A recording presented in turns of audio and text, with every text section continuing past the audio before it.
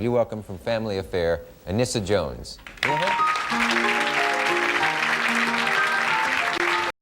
In 1976, the world woke up to the shocking news that child star Anissa Jones had been found dead at a friend's house. She was just 18, and her bright smile, once seen on countless television screens, had faded into a tragedy that left Hollywood reeling. How did a playful kid loved by millions spiral into a final night filled with mystery and excess? This is the story of a young actress who soared to stardom in record time, only to face darkness few outsiders ever suspected. From the very beginning, her life was shaped by uncertainty. Born on March 11, 1958 in Indiana, she entered a household already teetering on the edge of collapse. Her parents, never a stable pair, fought frequently. When her younger brother Paul arrived, any lingering hope of reconciliation between them seemed to vanish. Soon after, divorce proceedings kicked off, turning an already tense family situation into a drawn-out legal battle. Each parent vied for custody of the children, forcing Anissa and Paul into an uncertain existence that swung unpredictably between households. While the adults sparred in court, Anissa spent her early years mostly with her mother, Mary. Determined to provide for her family, Mary believed her daughter's natural charisma could become their ticket to a better life. Even as arguments, depositions, and endless paperwork clogged up the background, Mary channeled her energies into nurturing Anissa's talents. At just 4, the future star was signed up for dance lessons, quickly showing signs of a budding performer. Neighbors and acquaintances noted her poise and lively personality, urging Mary to consider auditions for commercials. Success came swiftly and decisively. By the age of 6, Anissa had booked multiple serial ads, her sweet smile and twinkling eyes capturing audiences' hearts. Casting directors found her lovable yet surprisingly professional for someone so young. Although her parents' custody dispute dragged on in the background, eventually resulting in her father being awarded primary custody, Anissa's growing popularity offered a partial escape. Mary continued to encourage her daughter's showbiz dreams, hoping to cement a stable future. A real breakthrough arrived in 1966 when 8-year-old Anissa auditioned for a new CBS sitcom called Family Affair. The show's premise was gentle and appealing. 3 orphaned children must adapt to life in their wealthy uncle's glamorous New York apartment, with a prim English butler helping them along the way. Producers on the lookout for a cherubic young actress took one look at Anissa's petite frame and radiant innocence and felt they'd found the perfect Buffy Davis. Despite being a bit older than the character, her small stature allowed her to convincingly play a 6-year-old. When Family Affair premiered, viewers instantly fell in love with Buffy, and by extension, Anissa Jones. The series soared in the ratings, with audiences drawn to Buffy's sweet manner, signature pigtails, and the ever-present Mrs. Beasley doll by her side. Network executives recognized a marketing goldmine. Soon, Mrs. Beasley dolls appeared in every toy aisle, selling out repeatedly and making Buffy a must-have brand. The merchandise spanned coloring books, lunchboxes, and even cookbooks. Anissa's star status rose almost overnight, and for a brief moment, she seemed to be living every aspiring young actor's dream. But this newfound fame didn't come without costs. The Family Affair production schedule was unrelenting. Episodes were filmed year-round, and cast members, Anissa especially, found themselves working up to 7 days a week to keep pace. While many children her age were playing outside and exploring friendships, she spent countless hours on set, memorizing lines, hitting her marks, and fulfilling the expectations of a national audience. Though she charmed fans and crew members alike with her kindness, the pressure was quietly mounting. As time wore on, Anissa grew uneasy with the limitations placed on her. She wanted to explore more mature or dynamic roles, but producers and the public still clung to the image of a pigtailed sweetheart. This inability to break free from Buffy frustrated her deeply. By the time Family Affair ended its run in 1971, the show had enjoyed 5 successful seasons, but she was barely 12 years old and already weary of being typecast. When the final curtain fell on Family Affair, Anissa looked forward to shedding her childlike persona.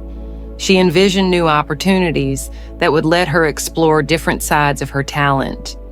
Almost immediately, she auditioned for the role of a possessed girl in The Exorcist. That script was as far from Family Affair as possible, a terrifying supernatural story rather than a cozy family comedy. The film's director, however, couldn't reconcile the sweet-natured sitcom star with the horror of the material, and the part went to Linda Blair. Another disappointment came soon after, when Anissa tried for the role of Iris in Martin Scorsese's Taxi Driver, 1976. Iris was a teenage street kid, a stark contrast to the sheltered Buffy Davis. If anything, Anissa's experiences and her hunger to prove herself made her eager to embrace such a drastic departure. But again, her wholesome reputation seemed to overshadow her potential. Jodie Foster was picked instead, and Anissa's frustration escalated. It started to feel like no matter how fiercely she tried, the industry would forever see her as Buffy. Feeling trapped and overlooked, she pivoted away from auditions and began exploring a different side of life, one that offered a sense of freedom and instant gratification. She started spending time with friends who were significantly older or carried a rebellious streak. Shopping sprees, late-night outings, and risky experimentation became her new normal. Shoplifting provided an adrenaline rush. Substances offered an escape. All the while, her home life remained rocky. Her father, who had eventually secured custody after protracted legal battles, passed away suddenly in early 1974, mere days before Anissa's 16th birthday. Losing him so soon after the show ended left her feeling anchorless. Though her mother Mary attempted to regain a sense of control, it seemed Anissa had already drifted too far. At times, Mary went to the police to file missing person reports if her daughter vanished for too long. Anissa's teenage rebellion only intensified after each attempt at restraint. Resentful of being hemmed in and still stinging from repeated professional setbacks, she responded by plunging deeper into chaotic behavior. Without a stable mentor or support network, her life took on a restless, erratic rhythm. When Anissa turned 18 in March of 1976, she acquired legal control over the earnings from her Family Affair days, a sum rumored to be around $200,000.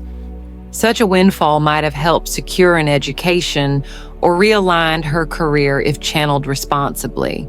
Instead, she threw herself into partying, her uncertain mental state deteriorating with every indulgence.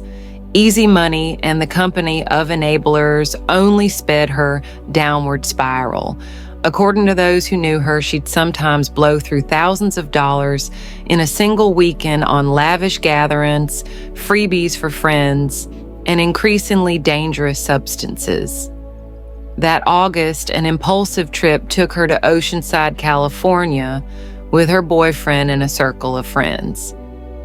The idea was straightforward: soak up some sun, have fun by the ocean, and enjoy the kind of no-limits lifestyle she was quickly becoming known for. They ended up at the residence of one of the friends' fathers, where the group partied late into the night. By morning, the carefree atmosphere gave way to horror. Anissa Jones was discovered motionless, and frantic attempts to revive her failed. News of her demise exploded in the media, overshadowing everything else for days. In the aftermath, disturbing details surfaced about her final hours.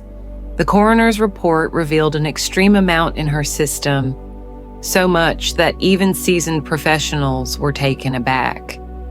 Whispers began circulating that a particular physician had been writing prescriptions for young people with little regard for the consequences. People who worked in the same building as this doctor. Feelgood claimed they often saw lines of teenagers waiting outside. All it took, apparently, was a valid ID and a small fee to walk away with potent substances. Authorities wasted no time linking this doctor to Anissa's final night. Less than a week after her passing, police arrested him at his Torrance, California office. He faced serious charges, including accusations of illegally supplying prescriptions and profiting off vulnerable patients. The press painted him as a cold figure who exploited teenage desperation and he fueled dangerous habits for profit. Yet destiny intervened once again. The doctor's deteriorating health led him to the hospital in December 1976, where he died a few weeks later, never fully brought to justice for his alleged role in Anissa's tragic end. Despite his death, Anissa's family pursued legal action against his estate, hoping to assign at least partial responsibility for her downfall. They filed a claim seeking $400,000 in damages, though the final award was a fraction of that. It offered scant comfort for a grief-stricken family that had already endured years of turmoil. Any relief that might have come from the lawsuit was overshadowed by yet another devastating blow. In 1984, Anissa's cherished brother Paul also lost his life to a substance OD, a horrifying echo of his sister's fate. The unrelenting wave of tragedy surrounding Family Affair didn't stop there. Sebastian Cabot, one of Anissa's co-stars, died of a stroke in 1977. Decades later, Brian Keith, who played Uncle Bill, took his own life in 1997.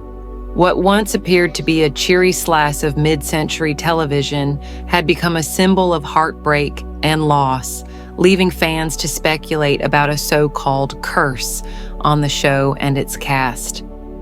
While superstition makes for compelling discussion, the reality is more straightforward. The entertainment world can be punishing, particularly for young actors. Anissa Jones's short and tumultuous life reveals the cracks in Hollywood's often glitzy facade. From demanding schedules to relentless typecasting, child stars rarely get the space they need to mature normally. Many start working as soon as they can speak a line, losing out on typical childhood milestones and forging emotional bonds primarily with colleagues, managers, and fans instead of supportive family environments.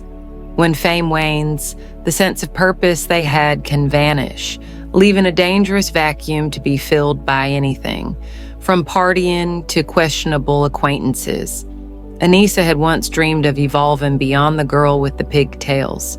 She wanted the film roles that showed her range and the respect she believed she'd earned through countless hours on set. Yet every audition seemed to remind her how deeply the public adored her as sweet, forever young Buffy Davis. Without a single successful break from that identity, she struggled to find validation and turned to a fast-living crowd that offered immediate thrills and a sense of belonging, at least on the surface.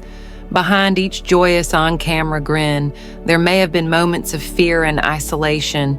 Some child actors have recounted how adults in their orbit were quick to exploit their success, but slow to address their emotional needs. Anissa's story tragically fits that pattern. She lacked a robust support system at the exact moment she most needed guidance.